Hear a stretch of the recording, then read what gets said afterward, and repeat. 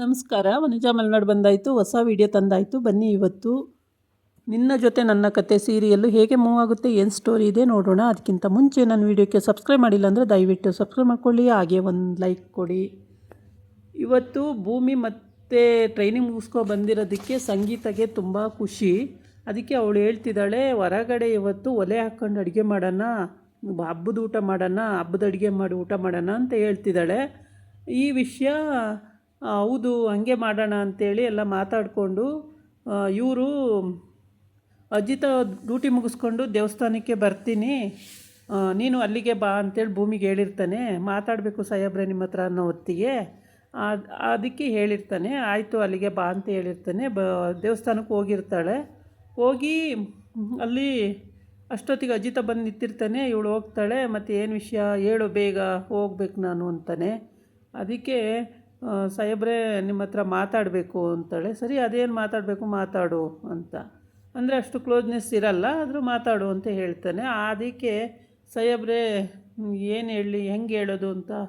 ಸರಿ ಹೇಳೋಕ್ಕಾಗಲ್ಲ ಅಂದರೆ ಬಿಡು ಹೋಗ್ತೀನಿ ಅಂತಾನೆ. ಇಲ್ಲ ಇಲ್ಲ ಸಾಹೇಬ್ರೆ ಹೇಳ್ತೀನಿ ರೀ ಅಂತ. ಅಲ್ಲಿ ಅಮ್ಮನ ಪ್ರೆಜರು ಅತ್ತೆ ಪ್ರೆಜರ್ ಎಲ್ಲ ಜಾಸ್ತಿ ಆಗಿದೆ ಇವಳಿಗೆ. ಅದಕ್ಕೆ ಸಾಹೇಬ್ರೆ ನಿಮ್ಮ ಹೆಂಡ್ತಿಯಾಗಿ ನಿಮ್ಮ ಮನೇಲೇ ಇದ್ದು ಬಿಡಲ ನಾನು ಅಂತ ಕೇಳ್ತಾಳೆ. ಅದನ್ನು ನಾನು ಅವತ್ತೇ ನಿನಗೂ ಕೂಡ ಹೇಳಿದ್ದೆ, ನಮ್ಮ ಅಮ್ಮನ ವಿಷಯದಲ್ಲಿ ನೀನು ಅವತ್ತು ಒಪ್ಪಲಿಲ್ಲ ಅಂತ ಹೇಳಿದೆ, ಒಪ್ಪಲಿಲ್ಲಲ್ಲ ಅಂತ ಹೇಳ್ತಾನೆ. ಇವತ್ತು ನಮ್ಮ ಅಮ್ಮನೂ ಅದೇ ಹೇಳ್ತಾ ಇದ್ದಾರೆ, ನಿಮ್ಮ ಬಗ್ಗೆ ತುಂಬ ಗೌರವ ಇಟ್ಕೊಂಡಿದ್ದಾರೆ, ನಾನು ಅಳಿಯ ಆಗಿದ್ದಕ್ಕೆ ಪುಣ್ಯ ಅಂತಾರೆ, ಇಂಥ ಅಳಿಯ ಸಿಕ್ಕಕ್ಕೆ ನಾನು ಎಷ್ಟೋ ಪುಣ್ಯ ಮಾಡಿದ್ದೆ ಅಂತಾರೆ. ಈಗಿರುವಾಗ ನಾನು ಮತ್ತೆ ಹೋಗ್ತಾಯಿದ್ದೀನಿ ಅಂದರೆ ನಮ್ಮಮ್ಮ ಸುಮ್ಮನೆ ಇರ್ತಾರೆ, ಇಷ್ಟು ವರ್ಷ ಜೈಲಲ್ಲಿ ಇದು ಬಂದಿದ್ದಾರೆ, ಈಗ ಹೆಂಗೆ ಮಾಡೋದು ಸಾಹೇಬ್ರೆ ಅಂತ. ಅದಕ್ಕೆ ಹೇಳಿದ್ದು, ಕಷ್ಟಗಳು ಅರ್ಥ ಮಾಡ್ಕೋಬೇಕು. ನನಗೆ ಬಂದಾಗ ಕಷ್ಟ ನಿನಗೆ ಅರ್ಥ ಆಗಲಿಲ್ಲ, ಈಗ ನಿನಗೆ ಬಂದಾಗ ನನಗೆ ಅರ್ಥ ಆಗ್ತಾಯಿದೆ, ಏನೂ ಮಾಡೋಕ್ಕಾಗಲ್ಲ ಅಂತಾನೆ. ಹಂಗಂತ ಹೇಳ್ತಾಳೆ. ನಿಮ್ಮ ಹೆಂಡ್ತಿಯಾಗಿ ನಿಮ್ಮ ಮನೇಲೇ ಇರ್ತೀನಿ ಅಂತ.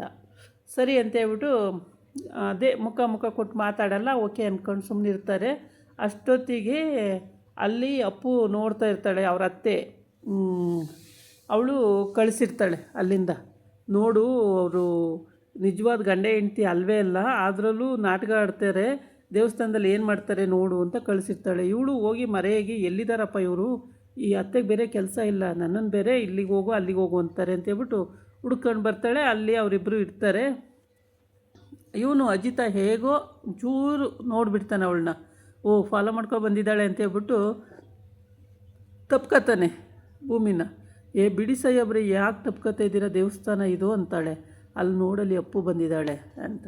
ಹೌದಾ ಅಂತೇಳ್ಬಿಟ್ಟು ಆವಾಗ ತಪ್ಕೊಂಡು, ಅಯ್ಯೋ ಸಾಹೇಬ್ರೆ ನೀವು ಟ್ರೈನಿಂಗಲ್ಲಿ ಬರಲಿಲ್ಲ ಅಂತ ಎಷ್ಟು ಬೇಜಾರಾಗ್ತಿತ್ತು ಗೊತ್ತಾ, ನೀವು ಇರಬೇಕಿತ್ತು ನನ್ನ ಜೊತೆಗೆ, ತುಂಬ ಚೆನ್ನಾಗಿರೋದು, ನೀವು ಇಲ್ಲದೇ ಇದ್ದಿದ್ದೆ ನನಗೆ ಭಾಳ ಬೇಜಾರಾಗ್ತಿತ್ತು ಹಾಗೆ ಅಂತ ಹೇಳಿ.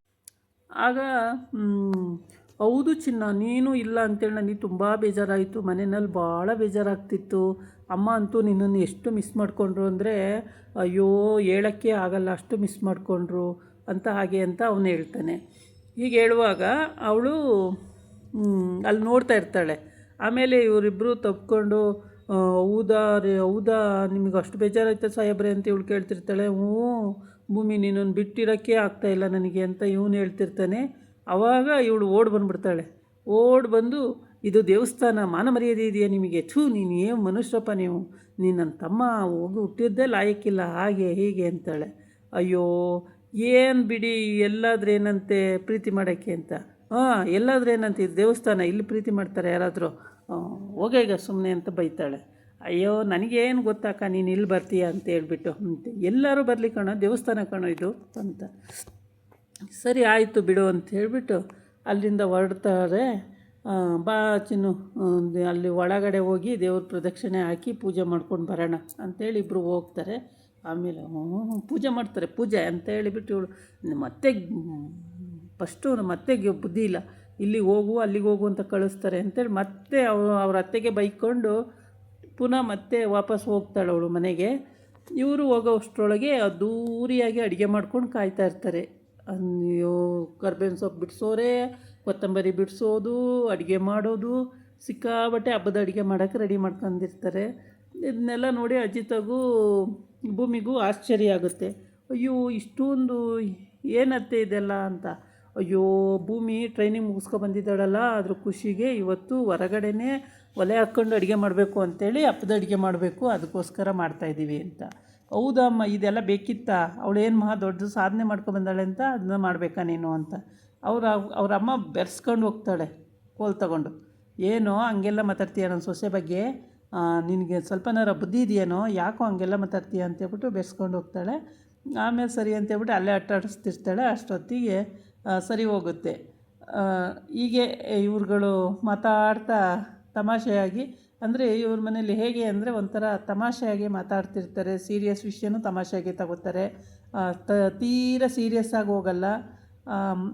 ಸೀರಿಯಸ್ ಆಗಿ ಹೋಗೋದು ಅಂಜು ಅಮ್ಮ, ಅಂಜು ಅವರಿಬ್ಬರು ಬಿಟ್ಟರೆ ಇನ್ನೆಲ್ಲರೂ ತಮಾಷೆಯಾಗಿ ಇರ್ತಾರೆ. ಎಲ್ಲರದ್ದು ಮನಸ್ಸು ಒಂದೇ ಥರ ಇರುತ್ತೆ. ಅಂಜು ಅಮ್ಮ ಅಂದರೆ ದೇವಿಯಾನಿ, ಅವಳು ತುಂಬಾ ಕ್ರಿಮಿನಲ್ಲು. ಅವರಿಬ್ಬರು ಅಮ್ಮ ಮಗಳು, ಅವರಿಬ್ಬರಿಂದ ಇವ್ರು ಬಚಾವಾಗೋದು ತುಂಬ ಕಷ್ಟ ಇದೆ. ಈ ಅಪ್ಪುಗೂ ಅದನ್ನು ಹೇಳ್ಕೊಡ್ತಾಳೆ. ಇವಳು ಎಲ್ಲ ಅದನ್ನೆಲ್ಲ ತಲೆಗೆ ತಗೊಳ್ಳಲ್ಲ, ಆ ಕಡೆಗೂ ನೋಡ್ತಾಳೆ ಈ ಕಡೆಗೂ ನೋಡ್ತಾಳೆ, ಅವಳ ಪಾಡಿಗೆ ಅವಳು ಸುಮ್ಮನಿರ್ತಾಳೆ. ಯಾರು ಹೆಂಗೆ ಹೇಳ್ತಾರೆ ಹಂಗೆ ಕೇಳಿಕೊಂಡು ಇವಳು ತಲೆ ಕೆಡ್ಸ್ಕೊಳಕ್ಕೆ ಹೋಗಲ್ಲ. ಗಂಡನ ಮನೆಗೆ ಹೊರ್ಟೋಯ್ತಾಳೆ, ಮತ್ತು ಬೇಕಂದಾಗ ಅಪ್ಪನ ಮನೆಗೆ ಬರ್ತಾಳೆ. ಇವಳ್ದು ಇಷ್ಟೇ ಕೆಲಸ ಆಗಿರುತ್ತೆ, ಏನೂ ತಲೆ ಕೆಡ್ಸ್ಕೊಳ್ಳಲ್ಲ, ಯಾರ ಬಗ್ಗೆನೂ ಅಷ್ಟು ತಲೆನೂ ಕೆಡ್ಸ್ಕೊಳ್ಳಲ್ಲ. ಅವಳು ಏನು ಅದ್ರ ಬಗ್ಗೆ ಮಾತು ಆಡಲ್ಲ. ಮನೆಗೆ ಬಂದರೆ ಅಮ್ಮ ಎಲ್ಲರ ಜೊತೆನೂ ಇಲ್ಲೂ ಚೆನ್ನಾಗಿರ್ತಾಳೆ. ಅವರು ಕ್ರಿಮಿನಲ್ಗಳು ಏನು ಹೇಳ್ಕೊಡ್ತಾರೆ ಅದನ್ನೂ ಕೇಳ್ತಾಳೆ. ಈ ಕಡೆ ಅವರು ಪರನೇ ಇದ್ದಾಳೆ ಅಂತ ಗೊತ್ತಿರುತ್ತೆ. ಇದಾಗಿತ್ತು ಇವತ್ತಿನ ವೀಡಿಯೋ. ನಾಳೆ ಇನ್ನೊಂದು ವೀಡಿಯೋ ಜೊತೆ ಬರ್ತೀನಿ. ನಮಸ್ಕಾರ.